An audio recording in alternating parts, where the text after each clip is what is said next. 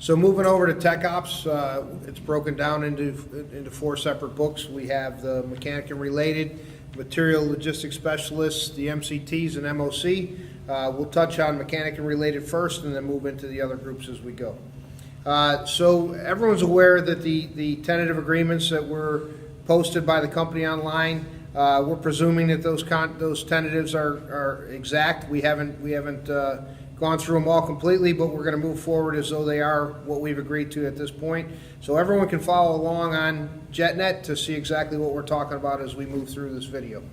And the first open item in the mechanic and related section is scope, same as it was on the ramp side. So if you guys could go into a little detail on the differences between the union proposal and the company proposal on scope. Yeah, so I'll kick it off and then we'll try to go through it. So recognition and scope for mechanic and related. If you recall, back in 17, the company presented a comprehensive proposal. That proposal has been worked on, and we've been using what they call a working document. And most of that working document, believe it or not, was driven off the association's proposal from January of 18.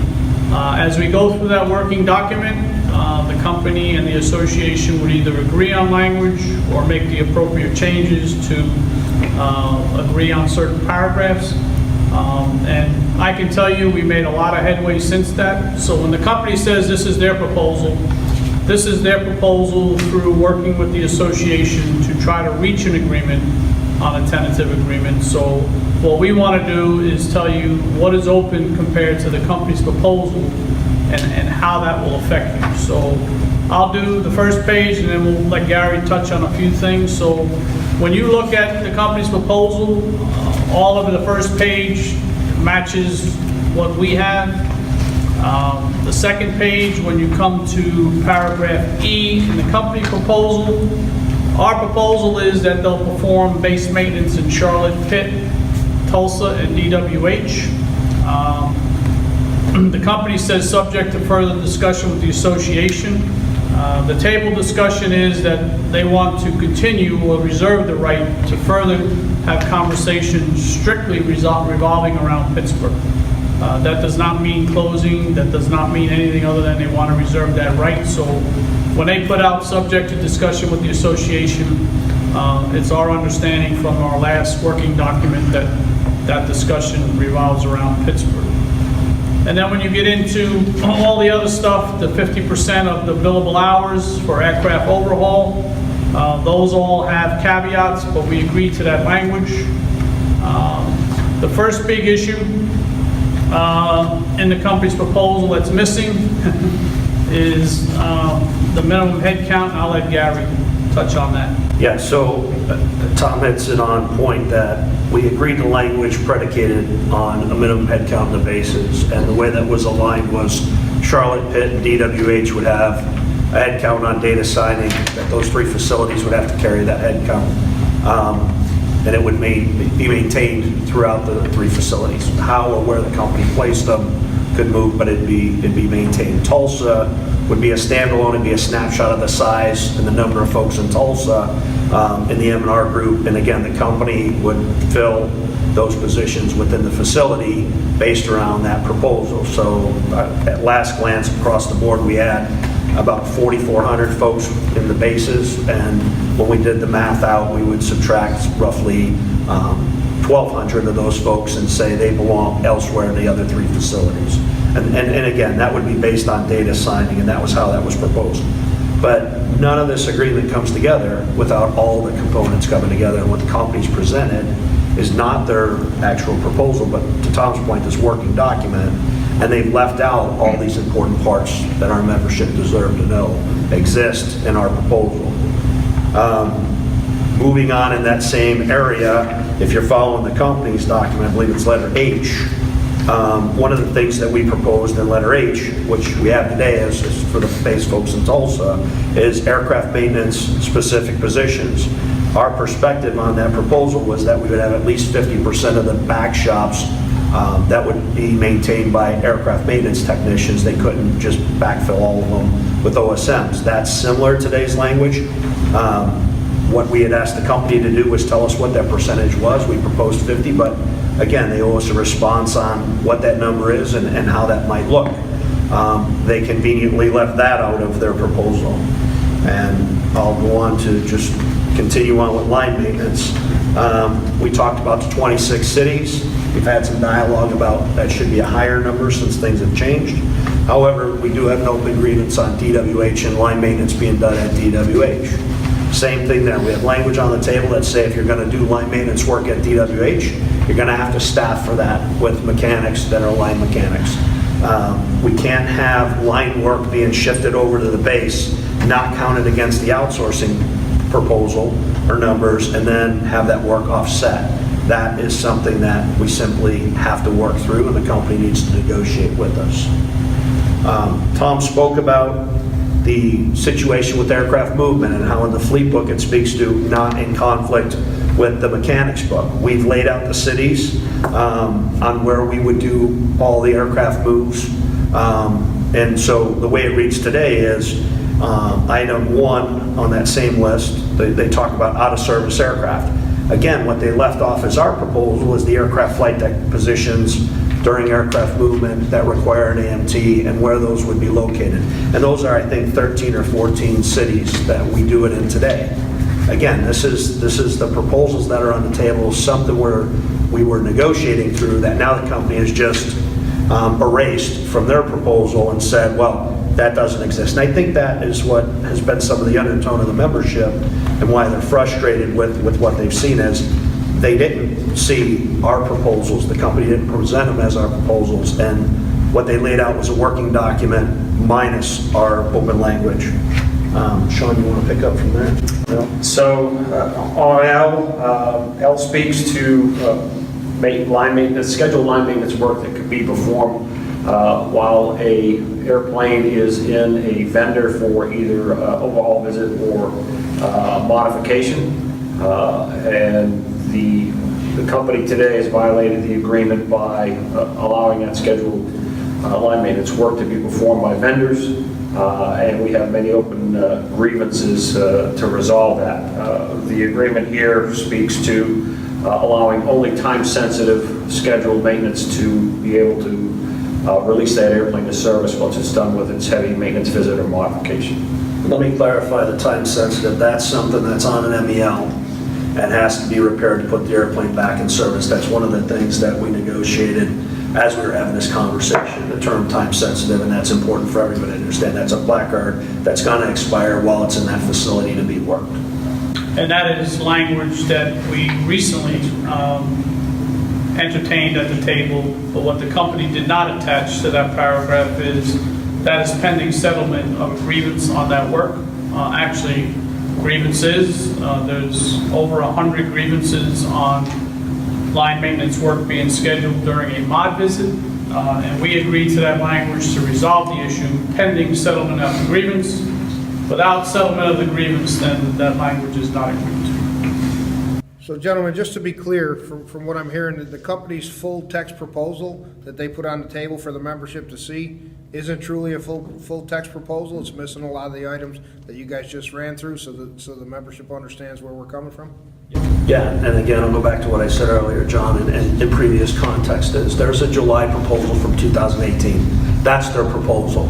This is a working document that we spent months negotiating off of our position and their position to try and come up with what would be a tentative agreement. What they've done and what they say is their proposal is they've erased everything that is important to our membership and said, this is good, you should like it. And the problem with that is, one, I'd love for them to produce their actual proposal for the membership to see what they wrote and the garbage that we rejected in the initial phase and how hard it's been to work through to where we are at now. But the things we're bringing up are critical in completing this process. And we're going to continue on because I think there's some really important pieces coming up that everybody needs to understand. And moving along to P, it speaks about scheduled line maintenance to be done in foreign countries on the TWU side. That is a practice that is in place today with some limits. On the IAM side, it is not allowed at all. Any scheduled line maintenance above a daily check has to be done in-house. What the company proposes is line maintenance work at international stations not to exceed 12%, which is a huge jump from where it is today on the TWU side at 7%. That would cost hundreds and hundreds of jobs and thousands of man hours, something that we are far apart on. Conceptually, I think we can get there, but the void between our position at 7% and their position at 12% is pretty wide at this time. Yeah, let me just make a comment on that one as well for you guys is, Sean talks to the 7%. That was achieved through bankruptcy by the company. The same with the base outsourcing on actually both of our groups was achieved in bankruptcy, but this whole threshold of the additional 5%, our proposal to the company was and they agreed, was within a few heads of what they currently have. Make no mistake, their proposal is to increase this line maintenance outsourcing massively, so much so that ultimately we're going to be a much smaller group, and the international side will take over and dominate. And the way we did this was we put a head count and a man-hours number of work to be done based on a 20/80 schedule, not based around all these other inflated numbers that they can come up with. We have to have a way to monitor this that we can actually track and control, unlike what they're doing today. And we have grievances again. The IM doesn't have the outsourcing line language like we do. We have a ton of grievances on this as well that need to be resolved. Because the company games the system, we've proposed something that we can monitor, and if they violate it, there's a penalty involved. And that proposal on paragraph P, the company left out their proposed language. Their proposed language is not only 12%, how it's calculated, and it also allows other employees, other company employees or vendors, meaning management, to do that. And when we talk about this proposal, we drafted a proposal based on initial discussions, and we put limitations on how long the airplane can sit, no more than 16 hours, can't be a ferry flight, and we did that based on discussion at the table. When we made that proposal, the company came back and said that's not acceptable, which is what they told us they wanted. So therefore, they left their whole proposal out of their full text proposal and said subject to further discussion. That's awfully funny because we've been discussing this paragraph for 5 months now, so I'd love to see what the future discussion is, because the previous discussion was X versus Y, so we'll take it from there. Now move on with the next one, and that's the line avionics. That's in our scope proposal. This is a subject that was brought forward from, both sides. We both have line avionics, and it's been a long-standing conversation on exactly where that line is drawn between the general and avionics. No doubt with the 737 MAX, you're seeing some of the important aspects of why the avionics guys need to be there. And so we've listed the cities where we currently have line avionics in place, that we want to continue to have that.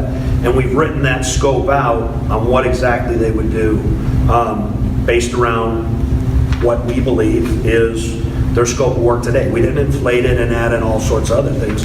We actually went to what is the avionics work that any avionics technician would argue is their scope of work. And again, this is another way for them to come in and try and cut people out and reduce the overall workforce. We had many people on the TW side that were hired specifically as avionics technicians. That's how they came in the door. They didn't come in as a general. Their skill set was something that was widely held as important, and now the company wants to diminish that without a plan to train up everybody to the skill level that they're at. And again, this is another area that we're far apart on. Those people exist today. We're not asking to grow it in locations they don't exist. We're asking to maintain what we currently have. Tony, I'll turn it over to you for facilities. All right, the Title II group is facilities and automotive, and I'm speaking about the company's proposal in Article 6, and it's paragraph R, S, T, and U.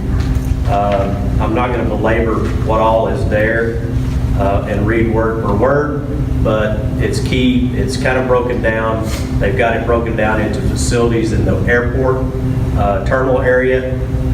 Just so everybody's aware, currently that is 24 different locations, 24 different airports. The company's proposal limits it to 3. Not only does that substantially reduce the number of locations, but it just devastates the work. The only work that they're recognizing as core work is limited to a handful of items, and then they have the language that allows them to outsource that work, even if we do have the skill sets and have historically done that work. The next paragraph is talking about the facilities work at the airport line locations. Again, currently at the line locations, there's currently 15 stations, airport line hangars. There's currently 15 different locations that the association covers with facilities where we're actually doing that work in those line hangars. The company, again, not only eliminating work that we're doing there, but they want to reduce those 15 stations down to 5. The next one is facility maintenance work in the maintenance bases. Currently, we've got 4 maintenance bases the association's performing that work, and again, the company's proposal is limiting that back down to 3. Pittsburgh is the one that they're not naming. Then we get to facilities work at airport hangars. Again, there's a little bit of distinction between airport hangars from the base perspective versus the line locations. At the bases, they usually have power plants and some bigger equipment. But again, the company's proposal, we currently have 5 of those locations. The company's proposal is to reduce it down to 3. And then one of the other paragraphs that we try to capture is historically we have maintained the headquarters facility for American Airlines. We did lose that in bankruptcy, and so it was outsourced there. We did put in our proposal together for us to look at staffing the new headquarters facility. You see the huge facility that they're building, but that no different than the rest of the locations the company is opting not to allow us to maintain in their proposal. The other one, the last, is our ground equipment. The paragraph on it, again, currently from the association, we currently have 19 locations, and the company's proposal is 12. One of the other things that I need to speak to is the direct impact from the other work groups as it relates to both facilities and automotive. You heard Brother Baskett and Brother Sutton speak about the fleet service and the locations where they were looking to try to grow or maintain. Historically, when it came to facilities and automotive, we were actually at all those locations as well, obviously to maintain their equipment and their facilities. So any of those reductions, whether they don't staff those locations going forward, or they pull them down, or if they eliminate the de-icing, the cargo, the catering, and the mail, all that has a direct impact on the facilities and automotive as well. Yeah, Tony, if I could, a couple comments on facilities for sure, is that the company's added some language which definitively gives them carte blanche to do what they want. Two components there. Language that says to the extent that the company maintains control of such facilities and equipment. That means if they give facilities back to the city where we do that work today, we would lose that right off the bat. Same thing on lease equipment. They go out and lease equipment and we would lose the control on that. Not bad enough that they had that language in, but then they went on to add, and all other applicable tasks identified in section A1 and A2 of this article above are also as assigned by the company based on the needs of service, or the company may use a vendor to perform this work. So even though we might believe we would have that work, they have 2 different components built into one paragraph that says, and if we don't feel like using you guys or not backfilling or doing anything with you guys, and this has been our position, we will ultimately attrit some way short of all of facilities maintenance. Very, very valid point, and historically, in all of our previous contracts, the obligation, especially if it was work that we historically routinely do, the company is required prior to outsourcing that work to have discussions in advance with us prior to that work goes out. This language is very much lawyer language. It gives them the ability, whether you do the work, whether it's routine or not, it does not matter. If the company opts and wants to outsource it, that's their answer. They simply have the management right to outsource it with this type of language. It's totally unacceptable. A couple items that are there. One is, and these are smaller items, but nonetheless they're important.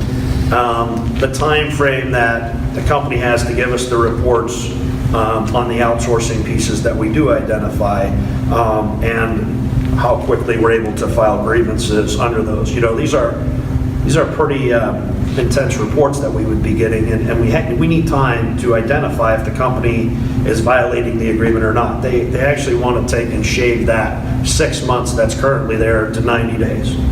No rhyme or reason. I mean, the fact of the matter is we just need time to review the document and make sure that this massive amount of outsourcing they want, we have time to validate it, but they want to cut that down for no other reason than to force us to miss something. And that, again, this is just another example of how they want to fight over things that exist today, that if they left it alone, probably this would be another issue that they can't justify why. Whether we file agreements within 90 days or 6 months is irrelevant. If they violate the agreement, they violate the agreement. Why such a high pressure, get this done, when you want to upside the amount of outsourcing? That language on the 6 months, again, is critical for us. This new airline is a lot bigger than either side was previously. And we need the time to be able to make sure and monitor, and then go back and validate and challenge and file agreements if necessary in outsourcing. And again, that kind of covers the different areas, I believe, in scope where we're apart. Tom, any? Yeah, it's just a couple things. You know, in miscellaneous, the company has proposed language to allow 50% of tech doc work to be contracted out. That's not something that exists today, and that's problematic for us. They propose supervisors may perform planner and tech doc work based on the needs of service when they're not available. That is an open issue. So really, to recap, mechanic and related scope.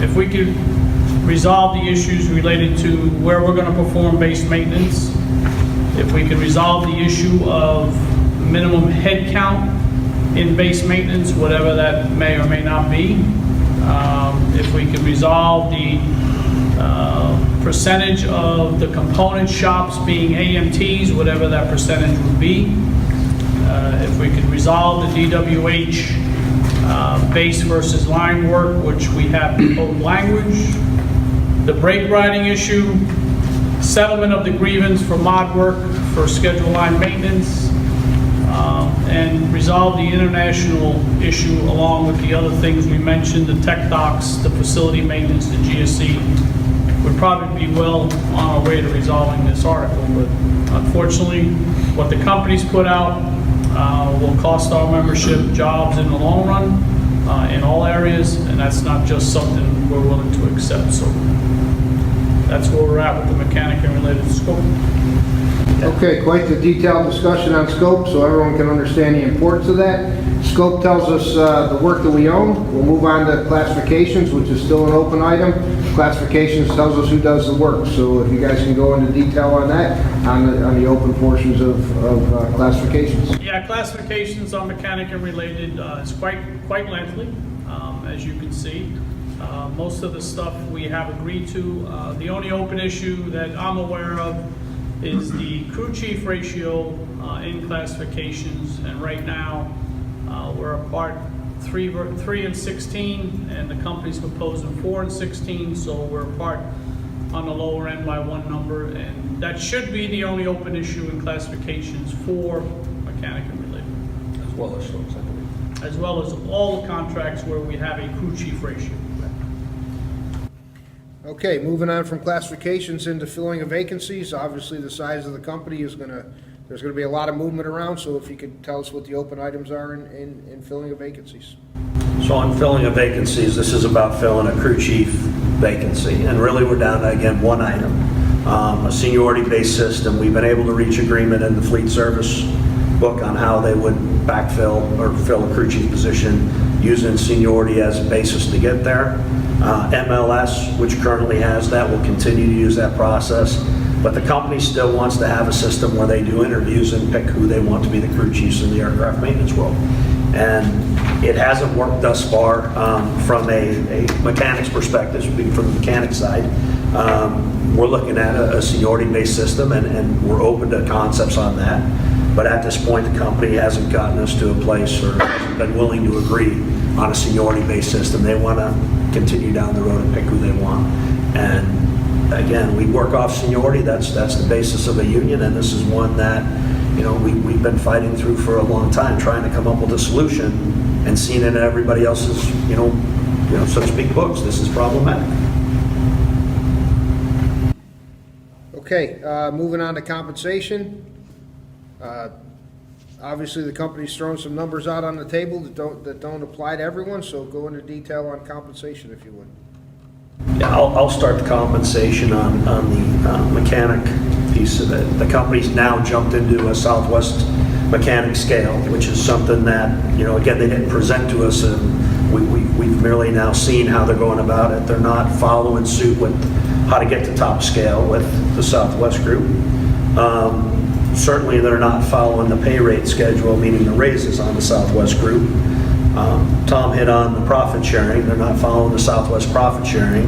And again, I don't know the specifics of right now who's the exact highest in premiums. We believe it's Delta, but I would tend to believe that they're under the number for what they put out, as well as on pay premiums for the folks at Delta. So again, if this proposal is truly to be industry leading, compensation is more than just what you start on your date of signing.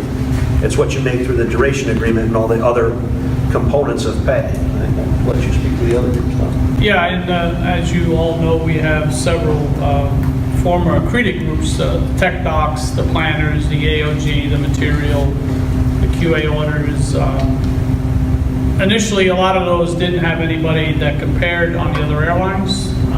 And the original discussion at the table was, since we know we have clear identities as AMTs on all the properties, whatever percentage that increase produced, the discussion at the table was that percentage would be applied to the other groups to make it equal.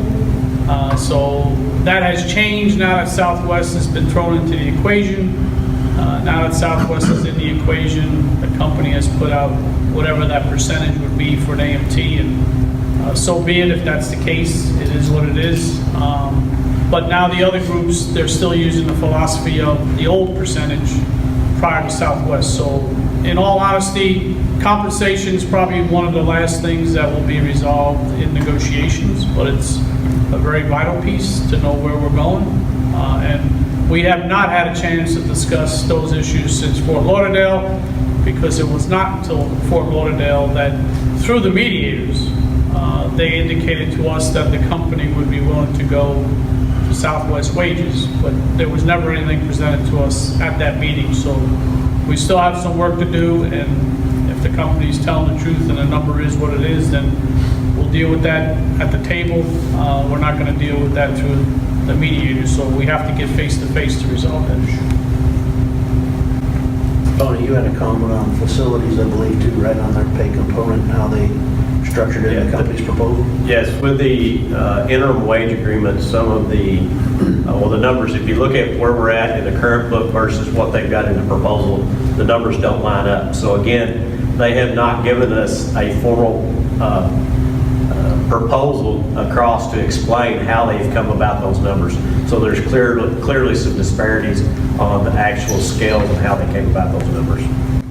Okay, moving on to vacations. Vacations still open item. Yeah, and again, vacations will be common for all of the books the association represents.